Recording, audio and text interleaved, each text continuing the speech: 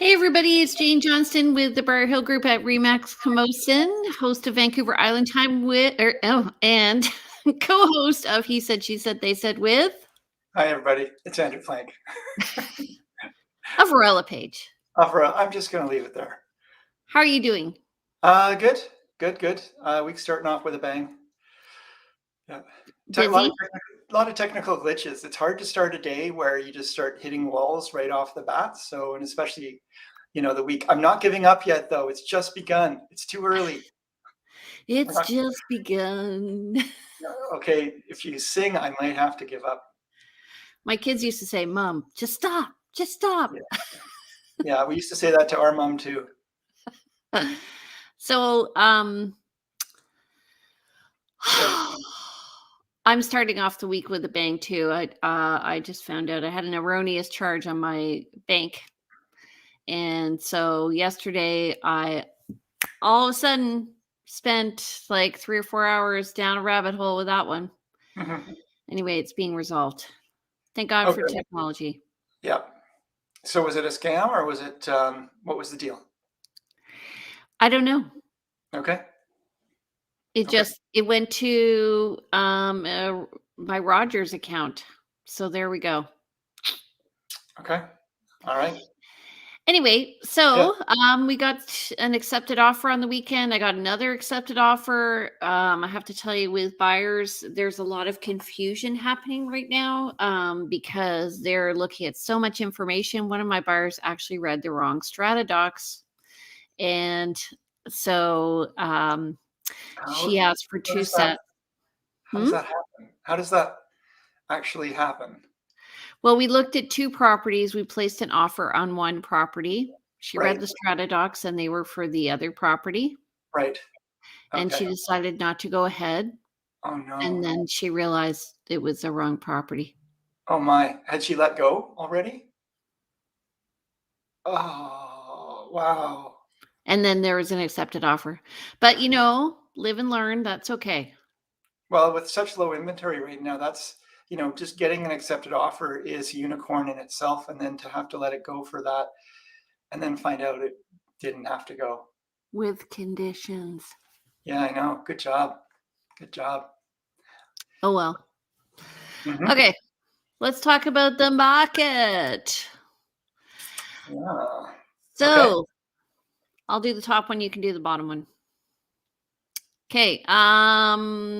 For the year of, we're at Monday, January 24th, 2022, we have 278 unconditional sales so far this year compared to 646 for the month of January in 2021. So I expect we'll be lower. Yeah, I don't think we'll be bridging that gap in the next week. No. No. New listings were also lower, 472 compared to 911. I know that a lot of sellers are waiting, but it's a great time to get on the market because we only have 757 listings. That is less than 1,321 compared to last year in January. Yeah, and if we were to look at the year before that and the year before that and the year before that, we'd be seeing much, much higher numbers even then. So January 2021 was low inventory in and of itself. We said this before, but just, wow. Okay. New listings in the last week, 172 new listings came on the market, which is good news. That's compared to only 139 properties going pending. So we're seeing a bit of a differential there, which is nice to see. That could suggest that we're going to start seeing some more inventory, our inventory numbers growing. Price, 139 pending as mentioned, price decreases 10, price increases 7, 2 properties back on market. I know of one property that just came off market this week due to COVID. It was a tenanted property and the day it listed, it said no showings due to COVID. And then it was sat there for a few days and then removed. And my clients were like, we want in, we want to see this, what's going on. So, it's interesting how these things are affecting us. 90 sold properties, 5 expired, 3 withdrawn. So I understand. So I do see in some cases tenants saying that they have COVID. and we But just have to deal with that. you have to trust that they do, or yeah, yeah. Sometimes they do try and manipulate the process. So, and I get it. They're trying to control their environment, and that's okay. Let's talk about sales. So, one of the things we're both doing right now, obviously, is focusing on buyers. We ran into each other at a listing where we both had buyers. And in the case of stratas, what we're doing is, trying to determine whether or not there's a good fit for our clients before we even go in. So we can review things like the types of rentals allowed, the pet restrictions. So I met with two buyers this week who have two dogs, and I was Mhm. like, oh no, no, actually, they have a large dog. They have a 60-pound dog. So, after working with many clients over the years, we have actually come up with a strategy where every time we come up to a new listing and we check the bylaws, we put it in a spreadsheet. Mhm. So, I'm going to share this spreadsheet, but if other people want to use it, they have to do their own research because this took a long time. And Okay. keep in mind too that these spreadsheets are a snapshot in time, and bylaws do change. Yeah. So staying on top of it is a work in progress. So first of all, actually, let's just talk about the market. So when you have you're allowing all sorts of rentals, short-term, long-term, transient rentals, which means less than 30 days. So you allow Airbnb. Then you um, uh, start to take that away. You narrow your market. When you add pet restrictions, you narrow your market. And when you add age restrictions, you narrow your market. So the more constrictions you put on a property, the less likely you are to sell it. And what happens is with age restrictions, they're hard to finance because CMHC doesn't like them. And so you can actually really affect your resale value. So that's why we're talking about this today, right? Yeah, yeah. Restrictions really kind of, I mean, they can help improve. People put in restrictions because the ownership wants a certain uh, population within their complex, and they think that for whatever reason there's a problem with maybe large dogs, or multiple pets, or people under the age of 19. You see a lot of age restrictions in the area around UVic, for example, because the owners of the strata condo buildings don't necessarily want what they would think is the risk of young kids in there partying all the time. So there's lots of different reasons for putting these in, but it does, as Jean said, it restricts who you can then sell to, and the reasons that they would be wanting to buy. And I was just thinking, what if they did a reverse age restriction where you said no people over the age of 35? Wouldn't that be interesting? I don't think It'd be like a reality TV show. Okay, so let's just pull that one up first. And I've got so many lists up. Let me just see if this is the right one. Yes, it is. Okay. Share. So it looks really small. We're going to zoom in. Don't you worry. Don't you worry, Andrew. I'm gonna have to get those glasses back on, Jane. Okay, they're on the age is on the left here, youngest age allowed. Yeah. So I'm just going to zoom in. So 50, 55, these are all just like totally, I don't know where they come from. 16, 45, 19, 18. Where they come from, meaning like, how did they come up with this when they voted these things in? Yeah. Yeah. The thing that people don't always realize is it takes a 3/4 vote to change a bylaw. And so once a bylaw is in, it can be sometimes hard to change out. It can be hard to get a bylaw in the first place, and then it's hard to change out again afterwards. And once you changed it, you change if it's only, let's say 55 plus people move, 45 plus, 55 plus people moving into units, they tend to be retired. They tend to be maybe conservative with their spending, and that building may then no longer be getting the same kind of upkeep that it may require. Yeah. And also, so like if you're having people planning for their retirement, they may decide they don't want to invest in putting on a new roof in 10 years, so they may not want to build up the contingency. I do find that generally young couples and older people tend to be attracted to the same building, but because of the age restriction, now they're no longer. So young couples are finding it hard to move in. And so, really, what the elderly people do because they're building their nest egg, I know they want to live there. And I've heard people say they don't want to share a space with younger people, but the younger people are just having a hard time getting in. And actually, where this came in the other day was I have a client looking and they're about to have a baby, and the only places they like are 55 plus. So, Well, that's partly because of price point too. And that's the thing is one of the things we talked about is that when you put in restrictions, it does affect your marketability, and affecting marketability does affect price. 55 plus units in buildings that are 55 plus restricted tend to be cheaper. And so it's again self-fulfilling. yeah. And Okay. that's, So, go ahead. well, I was going to say, I've had clients also who have sold their units um, in some of the older buildings that are not age restricted, but they've had a baby, and then the baby is a lot louder than they had anticipated. And the neighbors below don't like the baby banging the wooden blocks on the floor and crying and so forth. And so they've sold out and bought a house simply because of noise. And that's one of the reasons why sometimes again people bring in some of these age restrictions, but it's a balancing act for sure. Yeah.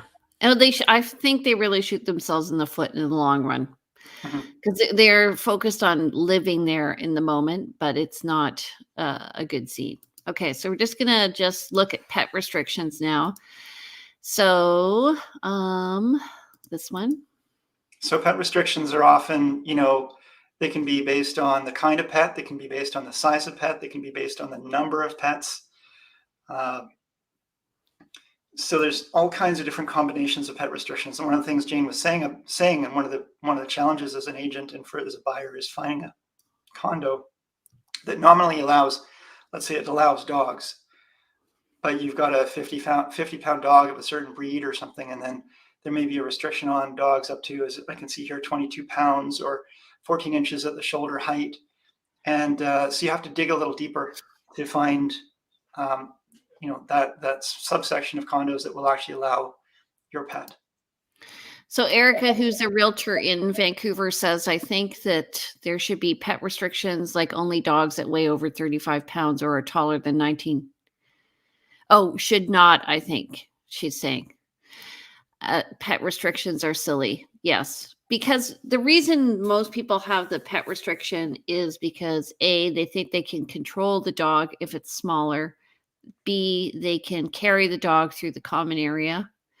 There are instances where I've seen in condos where they've actually said um, they don't want Yeah, I was they going don't. to, Erica, good point. And that's the thing I've seen a lot of times. And the people with the larger dogs are always making this point. I don't understand why they allow these small dogs that are the yappy, loud dogs that are often making all the noise, and then the big dogs that tend to be a little bit more laid back and quieter aren't allowed in. Yep. So Erica said that small dogs are much louder than large ones. The other thing is two dogs. Mhm. Very hard to find any place that has two dogs. We have clients right now who are looking dogs.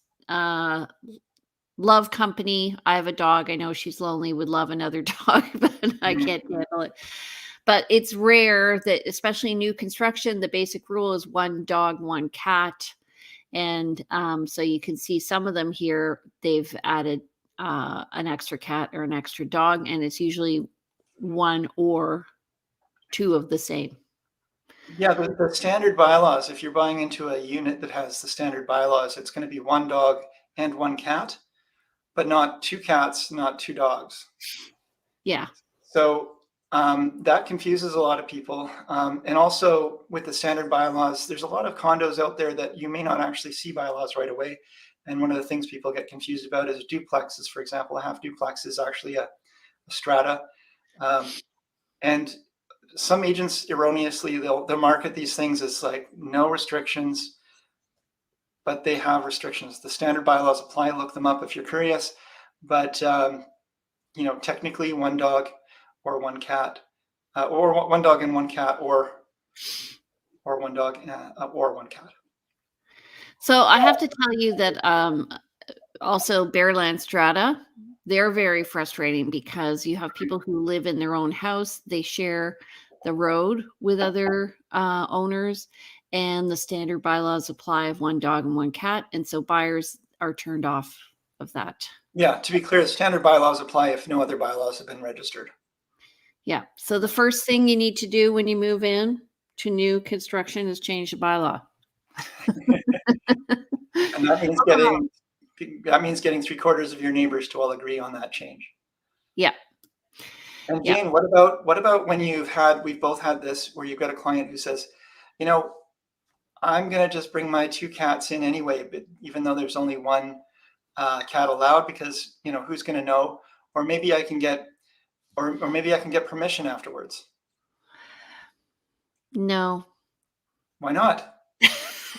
Because you're going to be fined every week that you contravene the bylaw, and it's going to cost you a lot of money over time. Plus, you're moving into a new building, and you have to look at the politics of the building and the fact that this is a community, and you're Mhm. buying into the community, and the community has its own bylaws.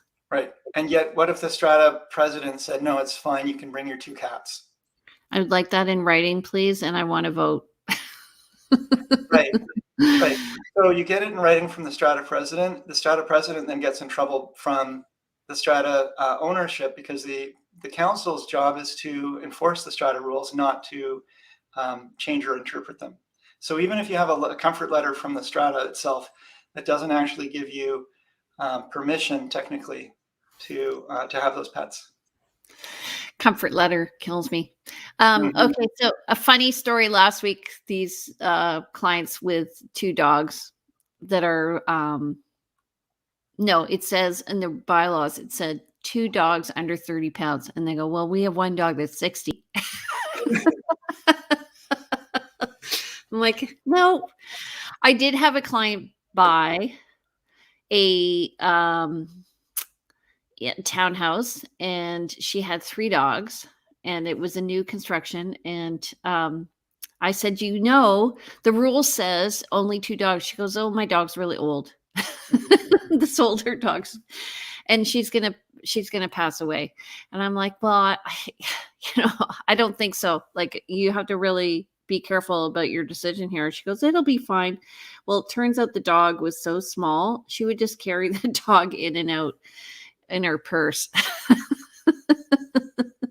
I mean, But take what we say as advice, and you'll do your own thing. I mean, people do move into condos and hide their pets, but if they do get caught out, hopefully we've advised you of the challenges and problems. And yes, you can have a repetitive fine applied against your property for having too many pets. yeah. And also, some people have the wrong type of pets. So if you notice, the rules focus mainly around dogs and cats, and some people have reptiles and other interesting animals. Do you want me to pull that up again? So, like, you have to really be careful that you don't bring in the wrong pet as well. Yeah, some So, bylaws will say aquarium animals or small aquarium animals. Some of these bylaws are very subjective. Like I saw on your list there, small dog, right? How do you define a small dog? And at what point does it become a big dog? And it's not defined in the bylaws. That's a difficult bylaw to enforce. yeah, I'm just looking here. Up to two usual household pets. Right, right. Another one. What's a usual Under household? 25 must notify council. Right. Yeah. Small dog is about 2/3 of the way down that list. Yeah, one dog not greater than 24 inches at the shoulders. That's called the withers, and no more than 20 kilograms fully grown. So that's 50 pounds. So that's good for bigger dogs. But then if your dog gains weight Anyway, I had a client, it cost her $75,000 because they had a 14-inch rule. And anyway, What in the another buyer had a she had to 15-inch dog. sell? How Hmm? does that cost her $75,000? Tell me about this. Tell us about this, please. So we listed the condo, we had an offer day one, and then they saw the bylaw of 14 inches at the shoulders. Mhm. The dog, it was said 14 inches. I think maybe the dog was mismeasured, but because I didn't measure the dog. But anyway, so the buyer went away, and it took a year and a half to sell that condo, and and the sale price was $75,000 less. I see. So you could have had a buyer off the bat had pets been allowed, and that's the thing. People will pay extra because of pets. Yes. They will pay a lot of money to find a home versus an equivalent home that doesn't allow pets. They will pay a premium for this condo that allows the pets in it. Yeah, and I So will say, I mean, I can certainly understand that there are certain buildings where they don't allow pets because people don't take care of the pet uh doo-doo around the property, and there you start to see all these rules, and it's basically one owner who's abusing the process, or sometimes the pets may pee or whatever in the elevator or the hallway. Like, really, it's the pet owner that really has to be controlled, not the pet. some pets get old and infirm and have problems, and all of us who've had pets have had that issue, and people who love pets, you adapt and deal with that. But generally speaking, in condo buildings, because there's the common areas and stuff, you do have to take some of that into account if the pet is coming and going through those spaces. So, my assistant put together this list. This is all the downtown condos with transient zoning. So this Yeah. means that they allow generally less than 30 days. And these are really popular buildings. They tend to sell quickly, and there's tons of investors looking. And you can see there's maybe like 30 at the most, 25 um, buildings with transient zoning. The only issue with this is that the the zoning may allow, but the strata may change its rule. Yeah, that's so when we're talking bylaws, we've got bylaws and then we've got, what the city or municipal zoning allows. And you've got to look at both of those when you're talking restrictions. In this case, these transient properties, this is a great list. These transient properties, the zoning allows it, but some of them will have voted against transient voting, transient rentals, and so they may only allow 1 month minimum, for example. Yeah, and the reason for that is they just have found that perhaps the people who are staying in the building, again, they haven't been screened, they're not behaving themselves, and so they tend to move away from that. So I always find it's a result of some bad behavior in the past that's created that. When you have transient zoning, you have more chance of somebody coming in and not respecting the building, not respecting the respecting the restrictions like the pet restrictions, and maybe making a lot of extra noise or having a party. And then there's that coming and going that you see people just there's a security aspect to it as well. You've got people you don't know coming into the building, um, and you just don't recognize them. So I mean, I lived in a building downtown and it did not allow transient zoning, and yet you'd see people coming and going all the time with their little wheeled uh, their wheeled Bags. suitcases coming in and out, and you just know, okay, that unit there is somebody's renting that as transient illegally. Illegally. Illegally.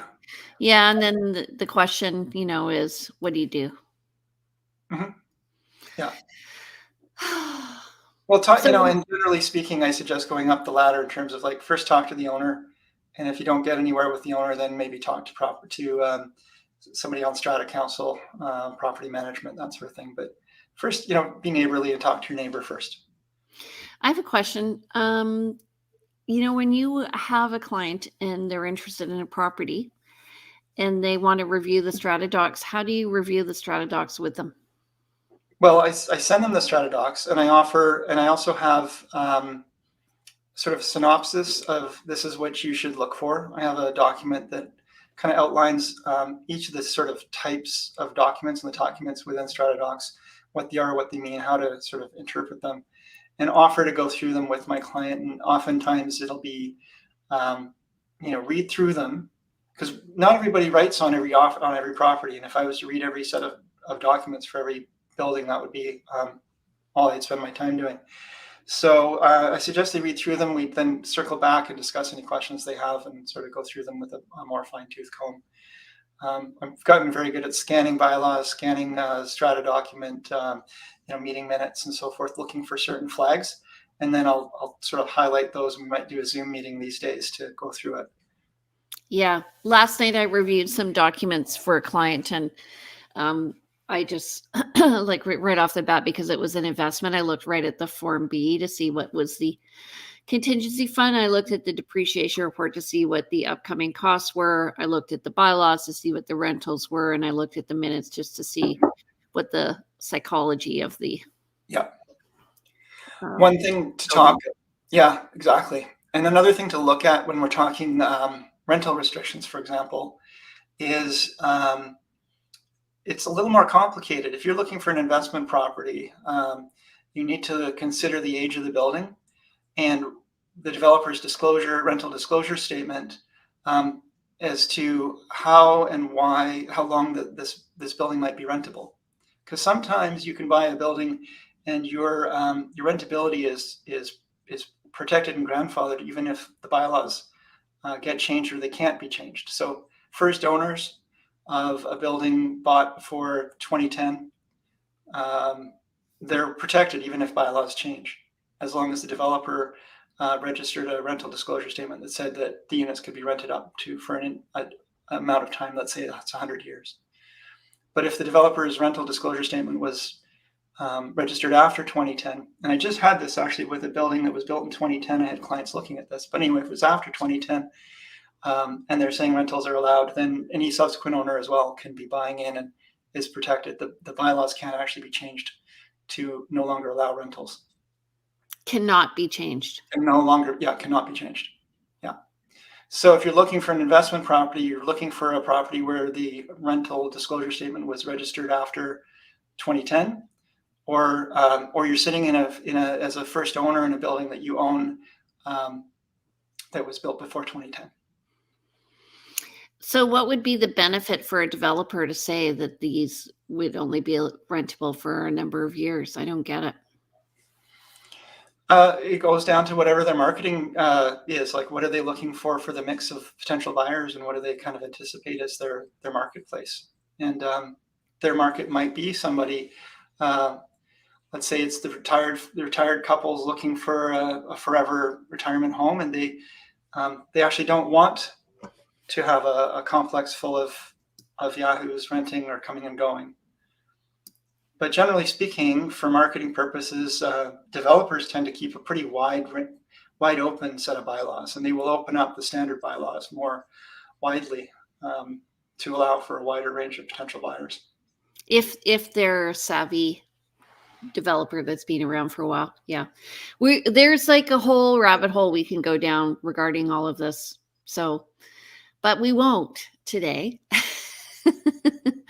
But I'm just thinking the type of parking you're allowed, there's specific spots, just even how the bylaws regarding in different areas now with buildings and laundry rules, when you can do your laundry, noise rules. These are things you actually really can get a sense of the ownership by reading these bylaws and saying, read the standard bylaws. If you've read a number of different bylaws, and you get sort of an idea of what's sort of normal to see, and then you'll see sometimes you'll find a set of bylaws that are just, wow, who are these people who live here? They really are not happy people. They are restricting everything and getting their nose into everything. And you don't want to buy into a condo that has no restrictions, but you definitely don't want to buy into a condo that has too many. Yeah, exactly. Okay, Andrew, I've got to go. I'm running a workshop today on vision boarding in half an hour, so I have to Excellent. prepare for that. Okay. What are you up to this week? Well, I'm going to meet a lady. We're going to list up a place. I've got some offers to bandy about this week as well. Hopefully, wish us luck. They're, going to be highly competitive in the marketplace because these are for houses. And yeah, and getting ready for the spring market. I have 2 listings potentially coming up in Machosen, and I have one coming up potentially in Central Saanich, another one coming up in Colwood. So we'll see what happens. I'll let you know next week when I get them signed up. Hear about the Central Saanich one for sure. Okay, Okay. everybody. Thanks, Jane, for this conversation today, and thanks everybody for watching. And Okay. Have a better week. thank you. You too. Take care. Bye. Bye.